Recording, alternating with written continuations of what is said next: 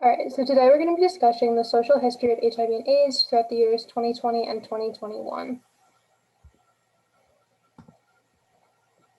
So within the United States, there are several policies in place to ensure that the epidemic itself can slow down and that cases can decrease. So the HIV National Strategic Plan is implemented by the United States currently, and it has 4 components. The first being prevent the spread of new cases, keep cases down so that fewer people are affected in the long run. The second is to improve health relations. So populations that are oftentimes disproportionately impacted by HIV and AIDS typically have poor relationships with the healthcare workers in general, just because there aren't enough people representing them, and it's difficult for them to find people to understand their concerns, and so they won't seek out help, which obviously is detrimental to their communities and themselves, because they could be potentially infecting others and hurting themselves at the same time by failing to acquire proper healthcare. The third portion is to reduce health inequities. So some demographics are less likely to have healthcare or receive healthcare than others, and it's important that everyone is afforded equal access to healthcare so we can prevent the spread of HIV. And the fourth component is that the United States implements integrated and coordinated efforts. So this kind of means that the United States is working with smaller on-the-ground foundations to help stop the spread in specific communities, which is much more effective than the United States just flushing money into an HIV and AIDS effort, as opposed instead of giving it to communities on the ground who know how to work with their communities as a whole. So as for the United States' criminalization of HIV, there are 37 states in which you have to disclose if you are aware that you have HIV. You have to disclose it to your sexual partners so that they're aware and can make an informed decision about how to protect themselves.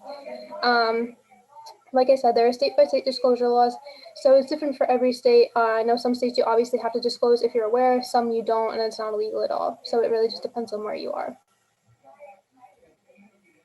All right, so the next section is education. So obviously sex ed in schools is one of the most important and fundamental ways that we learn about HIV and AIDS. So it really is state by state again. So 19 states, condoms and contraception are involved in the discussion about HIV and AIDS.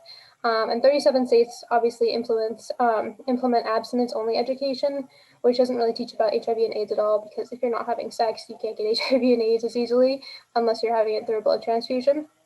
So 22 states require factually accurate AIDS education. This is an interesting one. Factually accurate is emphasized in this. And next, we look at, there's a lot of states that require parental notification. So if HIV and AIDS is going to be discussed in the school system at all, parents have to be notified beforehand that that's what their children are going to be learning about. And then in 28 states and the District of Columbia, sex education and HIV education are both mandated. So that leaves a lot of discrepancies throughout the United States, revolving around sex education and HIV education. So several important individuals for the HIV epidemic within like 2020 and 2021 is Bonnie Brian Yima, who's pictured on the right, and then long-term HIV survivors such as Robert Toth, who is pictured on the left. So Bonnie Brian Yima is the executive director of UNAIDS, which is the United Nations organization in which combats the HIV AIDS epidemic.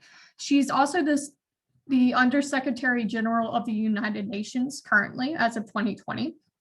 So her main job is to lead the United Nations efforts to end the HIV AIDS epidemic by the year 2030.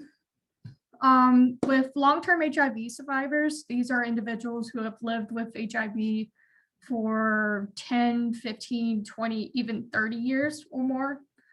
So Forbes magazine conducted a series of interviews with long-term HIV survivors in March 2020. Many of these survivors have described their experiences with HIV and AIDS over the years. Some individuals have been diagnosed in the 80s or even late 90s or even 80s. And then something interesting I noticed within the interviews is that many of the survivors were concerned with HIV and how it would impact them as they get older. All right, so next it's important to touch on age groups. So these are groups located throughout the world that work on the ground to help people affected by AIDS and HIV. So the first group is UNAIDS. So their goals are to end AIDS, tuberculosis, and malaria. So in countries where people are more likely to have HIV and AIDS, TB and malaria are also prevalent, and infections like those can be an absolute death sentence to those with HIV and AIDS who are immunosuppressed.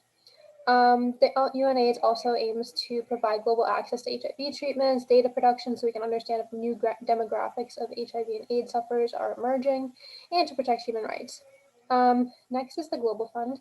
So it is an international fund that funds individualized groups on the ground. So they find specific groups serving smaller level communities and fund them directly so that they can provide help in their own communities where they have relationships with the people already. Next is AIDS United. So they offer funding for treatment and all of that, and just to help the community in general. Access to information, so sex ed and those sorts of things. Syringe access funding, so providing clean needles for those who might use IV or who are IV drug users, and support for transgender individuals who are impacted by HIV and AIDS. So they offer a broad range of services, which really hopefully will help stop the spread of HIV and AIDS. And finally is the Edgemont Trust. So they deal with a lot of the factors affecting taking treatment for HIV and AIDS. So for example, we know that if you don't have the proper nutrition, treatment, it doesn't work as well and it can make you really weak. So they aim to provide nutrition for those with HIV and AIDS so that they can effectively and adequately take their medicine. They offer HIV prevention education, and they try to combat the harmful culture that causes women to be more affected by HIV and AIDS than other groups of people through sex work and things like that, because women are more likely to be sex workers, and they're also more likely to have less control in sexual situations. Lastly, we have some of the statistics that were reported in the year 2020. So when the articles were released with the research from 2019, about 38 million people throughout the world were living with HIV. And out of these 38 million people, 26 million of them had access to antiretroviral treatments or ARTs as of June 2020. Most of the individuals who are impacted by HIV and AIDS are adults from the ages of 15 to 49 in sub-Saharan Africa. So that's countries below Egypt, Sudan, and then that would include Ethiopia, Zimbabwe, and South Africa, to name a couple of countries. And then the UN AIDS set a 90-90-90 goal, which means that 90% of people living with HIV know about their status. 90% of people living with HIV are on antiretroviral treatments, and then 90% of people living with HIV who are virally suppressed, so the HIV virus does not transmit into AIDS.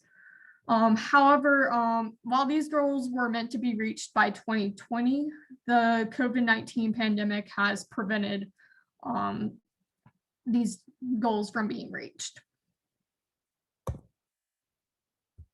And here's our works cited. Thank you.